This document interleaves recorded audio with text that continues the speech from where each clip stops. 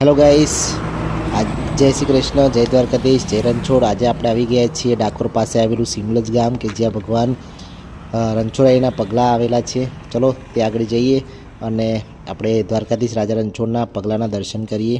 તો હું અને મારી હની સાથે આવી ગયા છીએ। તો આ મંદિર છે અને આ ભગવાન રાજા રણછોડના પગલાં છે કે જ્યાં દ્વારકા છોડી ડાકોર આવી રહ્યા હતા અને સૌપ્રથમવાર સવારે વહેલા 4 વાગે ભગવાન લીમડાનું એક ઝાડ છે બાજુમાં, એ તમને હું બતાવીશ, અને એ ડાળ પકડીને ત્યાં ઊભા રહ્યા છે। અને આજે પણ એ કહેવાય છે કે લીમડામાં એક ડાળ મીઠું, કે રણછોડ મારો રંગીલો। જય દ્વારકાધીશ, જય રણછોડ। તો મિત્રો આ છે લીમડો કે જ્યાં ભગવાન રાજા રણછોડે ડાળ પકડીને ઊભા હતા।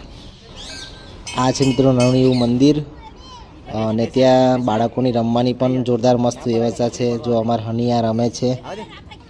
તો ક્યારેક ડાકોર આવો તો અચૂકથી આ સ્થળની મુલાકાત લેજો મિત્રો।